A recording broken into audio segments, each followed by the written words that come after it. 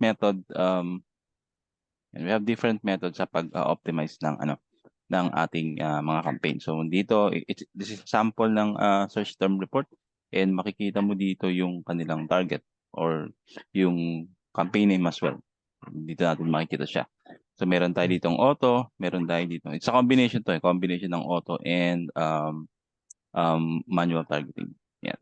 Okay? Yan. So then dito sa part na to, ito yung sa yan, ito yung sa targeting, and then ito yung sa search term. Okay? Ito na yung mga keywords or mga words or phrase na tinype ng ating customer dun sa Amazon. Okay? Yes. And makikita mo na nakalink siya dito or nagre-reflect siya dito sa ads natin. Okay? So Okay. dito, paano ba natin siya paano ba natin siya i-optimize or paano natin to ma-maximize, I mean, itong mga search term na to para makapag-create tayo ng bagong campaign. So basically, ang goal natin dito is ma-maximize natin itong search term para makapag-create tayo ng bagong campaign na it will be effective or it could be an effective new ad Yes. group or new campaign. Okay? So Yes, sir. mag-start muna tayo dito. So finilter ko na to, and then first of all, check natin is yung sales, number of sales. Okay? So ito, hindi ko alam kung bakit ito naka 7-day total. Disregard mo lang yan. Sige, Hindi ko sir. alam ko. Hindi ko alam diyan kay Amazon bakit may 7-day. Pero hindi talaga to 7-day. It's a 30-day record. So tanggalin ko nga to para montangay. Pandi confusing. Oo, hindi Sige, sige. confusing. Yung mga 7-day na yun. Sige, sir. Ewan ko ba dyan kung bakit lagi may ganyan. Yan. Ay. Yan. Okay. There you go. Okay, so start tayo first dun sa tignan natin yung search term na madaming sales. Okay? So sales muna tayo. So Z2A muna natin. Ayan. Okay, so as we can see, ito yung search term na madami siyang sale. Okay? Yes. Ayan. So total sale is $49.98. So tignan natin yung click niya. Click-through rate to, okay? And then yung ACOS niya is very, very efficient or very good. It's 12.465 or Okay. 447. Okay? That's gonna be the total ACOS dun sa search term na to. Which is, as you Okay. can see, yung search term na Easy. nag-reflect dito is an ASIN. Okay. Okay? ASIN siya. So, normally, pagka ganitong ASIN ang nagre-reflect sa search term, ang approach natin dito is, syempre, hindi naman tayo makakagawa ng keywords targeting. So, more likely, ang gagawin natin dito is product targeting, and it's going to be a single ASIN product targeting. Okay. Okay? So, sa pagka ganito kadami ang sale or mas kung lumabas sa search term is siya yung nagbibigay ng madaming sale, most likely ang gagawin natin is isa-separate natin siya ng ad group. Okay? Okay. Separate ad group, separate campaign. Para mas madali natin siyang para mas madali natin din siyang matrack. Okay? Yes. Yan. Alright. So tapos, since kita natin dito na maganda yung ACOS niya. Okay? Maganda yung ACOS niya, and cost per click niya is $2.08. $2. Okay? So dito, kapag ganito na since performing siya, okay, ang gagawin natin dito is whatever the bid let's say yung previous bid mo dito is 0.75, 0.5, okay? Yeah. So what we're going to do here is we will going to adjust also the bid. So doon na tayo mag-start ng adjust ng bidding. Kung ang bid mo dati 0.5 at nagkaroon ka ng ganitong total sales and total ACOS or ng ACOS, gagawin natin dito is the next step will be adjust the bidding for 100%. Okay. Okay? Single. Okay, so yung pinakamataas na sales ang gagawin natin is, okay, so separate in single campaign, single ad group, and then maximize the bid for 100%. Okay? Okay, sir. Cool tayo dun? Yes, Okay. sir. Alright. Understand. Sige. Okay. So the next one is if ever, okay, so kung punta naman tayo dun sa walang sale. So iyan ko naman to. Yan. Alright. So yan. So wala naman, dun naman tayo sa walang sale. So kung titingnan natin tong mga to is wala siyang sale. Ayan. Hanggang saan ba walang sale ito? Yun, hanggang doon lang naman. Okay. Okay. Yan. So itong mga to, okay? Itong mga to na wala siyang sale. Okay? So most likely kasi baka ang ACOS, walang record to sa walang record sa ACOS. Okay? So as you can see, meron dito, ang maraming click pero walang sale. So kumbaga, lugi na tayo dito kasi Walang walang benta. benta. Walang Yes. benta, no? So, walang benta. Okay. So ang gagawin natin dito, since makita mo may mga ASIN siya, no? May mga ASIN. So combination of ASIN and keywords kasi nga combination din yung campaign na to. Product, manual, and auto. Okay? So ang gagawin naman natin dito, next step naman na gagawin natin dito for the next strategy is separate natin yung sa keywords and yung ASIN. Okay? Okay. Paghihiwalayin natin to and then um, ang gagawin natin dito is hindi na natin ito isasama sa ating campaigns. Okay. Dapat matanggal sila doon. Yung existing Yes. campaign,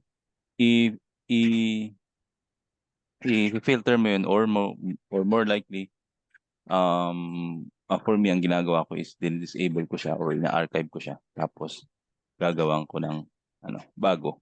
And then, itong mga to, ilalagay ko to or ipapasok ko to sa negation. Okay? So, negative keywords and then negative products. Okay. Yung negative Tama. ASIN. Okay? Tama. So, para hindi na siya generate ng clicks, which is most likely kasi wala naman siyang sales, wala naman siyang kita. Yes. Tama. Okay? So, ganun yung strategy natin. So, disable, create a new campaign, and then lagay natin siya sa negation. Negative keyword and then negative ASIN or negative product targeting. Okay? So, good tayo doon. So, kapag madaming sale, single campaign, single ad group, and then bid mo is adjust na 100%. Dito, wala ka nang i-adjust dito kasi sa negative, wala naman tayong i-adjust. So, kailangan lang natin siyang ma-refine na kailangan hindi ito, kumbaga, kapag naghanap si customer, is hindi tayo lalabas dun sa ads. Since we prove dun sa data na wala naman tayong kinikita. Yes. Okay? Tama. Good tayo? Okay. Yes, sir. Okay, sige. Okay. The next one is, next optimizations, balik tayo dun sa total sales and then punta tayo dito sa G2A. Okay? Yan, G2A. So, etong dalawa na to, itong dalawang AC na to, most likely ito na yung gagawin natin ng single campaign. Kasi nga is meron tayong malaking sales and yung ACOS niya is mababa. Yes. What about yan? So, what about this one? Yan, pulayan natin. Ayan. So, nakita mo naman natin, okay? Nakita natin na meron siyang click. Okay? Yes. Medyo mababa lang yung click-through rate niya. Cost per click niya. Meron din, and then ang total sales niya is 24.99, no? 24.99, however, the sale or the spend is 122. Sobrang taas nito, no? Okay? So, hindi natin siya masasabi na zero sales kasi nakapag-generate eh. And we also have the click. However, if you can see parang ilang Di percentage. profitable, yeah. Parang 400% ang ACOS niya. 400%. Okay, kapag ganito ang instance is single target ulit. Okay? Single target, single negation. So exact keywords, okay, exact keywords then and then single negation. So kailangan ma-negate mo to. Oo nga. Kasi mahal imagine $8 per click. So technically, tawag dito, magbibid ka diyan, ng maraming pera since sobrang taas talaga ng ACOS niya. Okay? So, wag mo siyang isasama sa ibang, yung iba kasi, ang ginagawa, sinasama lang siya sa, multiple keyword campaign. Sinasama siya doon para ma-negate siya. However, ang kasi doon, ang disadvantage yun is for the tracking purposes. Kasi ang ginagawa ko dito for the A/B testing, single ko muna siya. Okay. Okay, Tama. single ko muna siya. And then kapag nakita ko na parang okay, hindi na siya hindi na siya nag-click, hindi na siya nagre-reflect doon sa search term report. Pero kung titignan mo meron kasing click eh. Kaya lang sumobra lang talaga, no?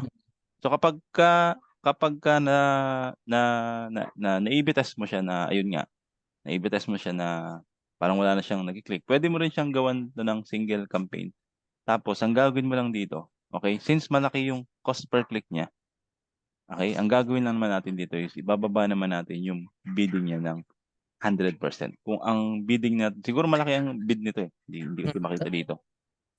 So, kaya siya ganito, yung CPC niya is tumaas. So, ang gagawin mo lang dito kapag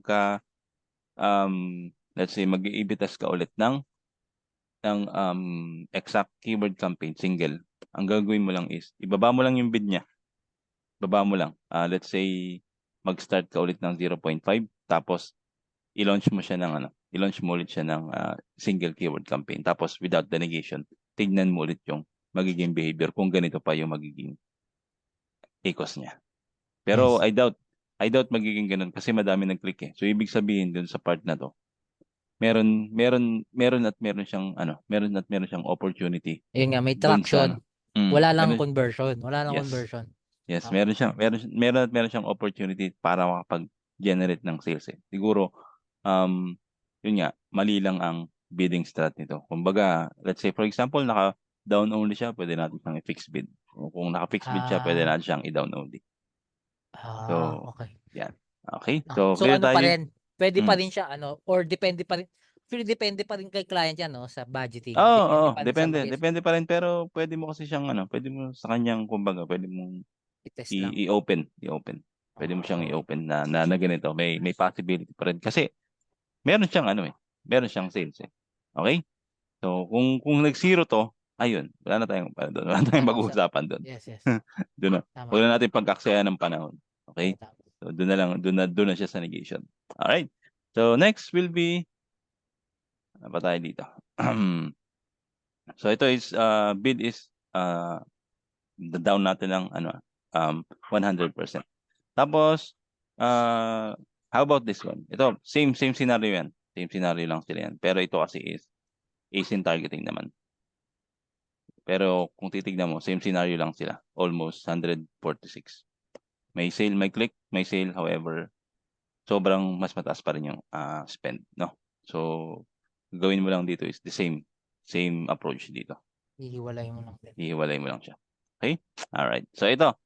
Medyo mataas to eh. Medyo mataas lang. Hindi siya 100%. Okay? Hindi siya 100%. Pero hindi naman siya 20%. Kumbaga nasa mid. Kumbaga so lang siya.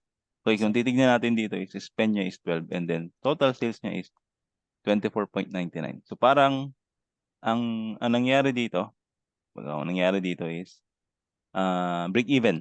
Tama? Parang Yes. parang bawi lang, no? Parang bawi lang. Okay. So kapag ganito naman ang scenario, ganyan naman ang scenario, what's going to happen is gagawin mo ulit sila ng single campaign, single ad group. Okay? Okay. Ito naman isang adjustment naman ng bidding nito is 50%. Since 50% yung Yes. spend and sale nila. So ang gagawin mo lang doon sa bid is adjust mo ng 50%. So let's say for example, ang kanyang sale is ang kanyang bidding is 0.75. So half lang nun. Tsaka mo siya yun yung ilagay mong bidding niya. Tapos bid strategy will be it's either fixed bid or down only. Okay. Okay? Yes. So yun naman ang ating next strategy pagka mga ganyan. Okay? So pagka ganito mga 49 ang pinapagawa sa amin yan, lahat pinapakuha yan. So filtering ng lahat. Then yung kasi syempre kapag medyo madami kang campaign, madami kang product, most likely yung iba pinapagsama-sama na. Pero kapag let's say mga 15 SKU lang, 20 SKU lang, tapos mga 20 lang yung mga running campaign mo, Okay. more likely laser target mo na lang. Hihiwalay mo para mas madali din sa tracking. Dami rin palang ginagawa yung PPC. Oo. Sobrang trabaho. Oo, sobra. Sobrang Sobra. Tsaka trabaho. magsasawa ka sa Excel talaga. Kaya nga. Magsasawa ka. Okay? Alright. So, yan. Okay. So, moving forward. But, later on, meron naman tayong mga tools na pwede rin gamitin na for optimization that will Mapapawaw ka na rin later on. Mamaya papakita ko sa iyo kung ano yung ginagamit ko. Okay? Ayan. Okay. So, moving forward, okay, kapag ka naman is, punta tayo dito sa zero sales pero ito, kagaya nito. Itong mga ito. 2% ang equals. Hindi. Yung mababang click-through rate. Ito. Ayan. Okay. So, madilim. Ayan. Okay. Okay. So, itong keyword or search term na to is magnesium powder. And then, as you can see, sobrang baba ng kanyang click-through rate. Tapos, ang equals niya is sobrang taas. It's 119%. So, kita mo dito, mas mataas talaga yung spend. No? Mas mataas talaga. And then, the total sale is 24.99 lang. Okay? So, cost per click. So, dito, okay, click-through rate sobrang baba. Isa sa interview, isa sa mga tinatanong yan. Okay? Ano yung reason behind bakit mababa ang click-through rate ng isang ads? Especially sa sponsored product. Bakit walang nag-click? Ayan. So, the reason behind it, okay, is pwede kang mag-start sa listing. Okay? So, yung listing natin is i-check mo, especially yung the main image. Pagka kasi ang main image is palpak, most likely ganun ang nangyayari sa behavior ng ads. Yung Saka ano click-through, din, yung kasi 'di ba ang consumer, kung ano nakikita nila sa sa browsing nila, yun yung peak ng interest. So kung hindi mismo. maganda yung yung main feature yung nasa listing feature, Mm. parang kumbaga yung chicken shredder, pare-parehas lang naman chicken shredder. Pero kung hindi Yes. siya nag-iiba yung background, hindi siya nangingibabaw dun sa sa parang listing. So sa mga competitor. So isa din 'yon. 'Yun yung posibleng Mi- isa ding tag to? Reason, no? Reason behind, yes. Oo. Correct. Yun. So, ayun. So, pwede mo nang i-judge or pwede mo nang i-double check yung listing. If ever meron mang kailangang i-adjust, especially sa main image or sa other images. Plus, syempre yung refine keywords din. So, baga kung titignan mo sa listing, kung hindi naman talaga nata-target yung keywords, most of the time, dun siya nagkakaroon ng mababang click-through rate. So, Yes. kailangan talaga sa listing para mag-start, optimize na siya. Okay? So, that's the reason behind kaya bumababa ang click-through rate. Yan. Tinitignan talaga yan, yung click-through rate na yan. Okay? Alright. So, goods tayo? Goods tayo sa click-through rate? Yes, sir. Understand. Okay. So, ayan. Alright. So, moving forward is, teka, hanap naman ako meron ng sales. Ano ba ang sir, ang acceptable click-through rate? Ano ba ang acceptable number? Um, at least dapat, wag Kasi 'di ba yung bababa. ACOS dapat 20% below. Ah, ah, Maganda. ah, Ang click-through rate, ano ang parang acceptable number para masabi natin yung benchmark niya. oh, At least wag bababa ng 50% okay. sa click-through rate. Yan. Okay. Yan. So, para tawag dito, para we know or we prove na may nagkaka-interest dun sa product natin. Yes, Kasi sir. it's pwedeng Okay. mataas ang click-through rate pero wala naman tayong benta. Okay? Yes, sir. So, ayun. Okay? Sige. Okay, sir. Alright. So, next is, ayan. So, basically, that's some of the strategies. Okay? Some of the strategies na pwede mong i-implement regarding sa mga campaigns during the PPC optimization. Okay? So, yun yung mga adjustment. And then, I'm gonna show you something here na ginagamit ko personally kapagka optimize ako. Kapagka malalaking campaigns or malalaking Yes, sir. yan. So, this is what we call the ad tactics. So, SAS to eh. Okay, medyo mabagal lang. Authorize ko lang. Para siyang script running. Okay, sir.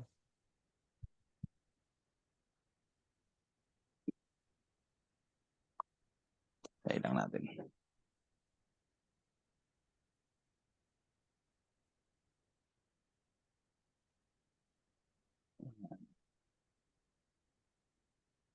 Okay. Yan. So ito, itong software na to basically ang ginagawa nito is upload ka lang ng bulk sheet, yung report, yung bulk sheet report, and then siya na yung bahalang mag siya na yung bahalang mag-scan or mag-organize Sige, sir. dito sa part na to. So ito is alam ko na nakapag-upload na ako dito. Titan ko lang. Nakapag-upload na ako dito. Tapos as you can see, meron siyang mga triggers and mga tawag dito, mga rule dito. Yan. Then pwede ka rin mag-create dito ng campaigns. Ayan, may campaign builder siya. Pero hindi ka lang dito pwede mag-edit. Pwede ka mag-create pero hindi ka pwede mag-edit ng yung ad group. Yes, Pero sir. yan, pwede yung sa ad group kasi tinanong ko dito sa ano na to. Hindi daw pwede mag-edit. Pero pwede ka mag-create ng campaign. Ayan. So kunwari, mag-create ka ng keyword targeting or product targeting. Yan. Lalabas na yan siya dyan kahit di ka na mag-bulk file. Sila na yung bahala mag-generate. Yan ang kagandahan dyan. Tapos upload mo na lang. Tapos ang isa sa magic talaga dito is sponsored product. Ito kasi nakapag-run na ako dito ng ano. So nakapag-run na ako ng script dito. Yung big account na hawak ko. Okay? Yes, sir. Na-run ko na siya. So kumbaga na pinaran ko na i-optimize siya. And then as you can see, ayan oh, ito yung new bid. Siya na yung bahala, siya na yung mag-a-adjust. Automated na rin yung ano. Ah, ayan, kita mo. Ano na siya. Ayan. Ayan na. So kahit na 'di ba, hindi mo na kailangan mag-ano ng bulk sheet, hindi mo na kailangan isa-isahin doon kung mag-aano ka, mag-adjust ka ng ano, adjust ka ng bid. So dito, Yes. ayan na. So bahala na siya diyan. Tapos i-upload mo na lang siya doon sa Seller Central. And Okay. then yan, okay na. Most of the time kapag mga ganito kalaki, mga ganitong kalaking account, ino-optimize lang natin yan mga once a week. Once a week lang. Pero pagka yung mga mas malalaki, let's say may mga 7,000 campaign, ayun talaga. Minsan, Okay. nire-require ni client na araw-araw. Ganon, grabe. No? Araw-araw. Araw-araw. Kaya pag Kaya ship, malaki kumbaga, sweldo niyan eh. Kaya malaki sweldo. kaya pag ship mo pa lang, ayan, run ka na agad ng campaign and then, yan, optimize ito. Optimize and export ka na agad. So, technically, ganun siya ka, ano, ganun siya ka, ganito siya ka-powerful. Kasi kahit ikaw, kung ikaw titingin ka sa bulk sheet and you have 7,000 sales, medyo matrabaho kapag ka ikaw mag-a-adjust ka pa dun. Kasi 'di ba? Kita mo naman kung gaano kagulo yung Oo gaano naman, ang kagulo. dami. Oo, 'Di ba? sobrang dami. Yan, ganyan. Ganito yung itsura nun eh. Ito lang ang nawala dun eh. Ganyan. Ito kasi inayos lang na pa ganyan. Pero ayan yung itsura niya. Yung entity oh. Ganyan siya Grabe. kadami. Tapos 'di ba kung isa-isahin mo yan ng strategy mo na ito i-adjust ko to ng ganitong bid.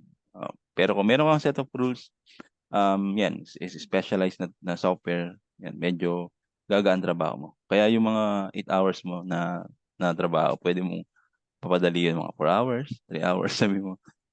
Kunwari, ginawa mo ng 8 hours, pero 3 oras lang pala. Nag-optimize ka Kaya lang. nga. Oo. Kaya. Ano yan, may Ayan. magkano yung parang Ito, ano to, itong ano na to is app $20 per month. per month? Personal na ginagamit ko to kasi sobrang helpful naman. Para makabilis din yan sa trabaho, no? Para hindi ka na, alam mo yun, iwas, Tama. iwas, ano na rin, iwas, iwas stress na rin kakahanap. Kasi Tama. kung ganyan, kung ganito na kaya namang i-automate, why not? Why not? Ano yan, from Amazon, kukunin mo yung data, tapos i-upload mo lang o Oo, oo. i-copy paste mo pa isa-isa? Hindi, i-upload mo lang dito. So, meron Tapos siya, oo, generated na siya. yes po, yes po. Let's say, meron siya dito na, ayan, import. I-import mo lang siya dito, yung bulk Ah, file. Ayan. yes. Tapos, pag na-sync na siya, ayan, sync all Mm. data. Once na ma-sync siya, yan na, okay na, mababasa na yan. Yan. Parang kumbaga Medyo yung sa ano, yun yung settings mo.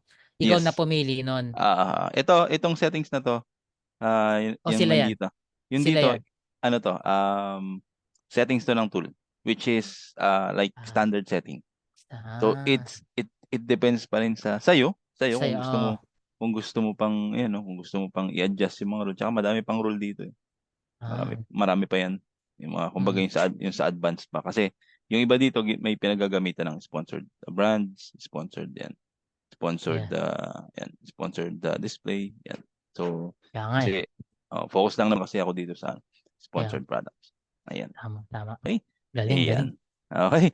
So, yeah, most likely gano'n yung ginagawa sa optimization. I'm gonna check, sa Monday kung what else or Okay. what are the other topics that I can, Okay, sige. provide to you, sir, 'no? Sige, sir. Kasi,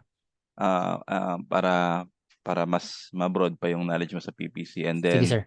if ever na we're done na, ano, tawag dito, siguro puwede nang sumabak, puwede na kasi Kaya, sigurong hindi, i-refer.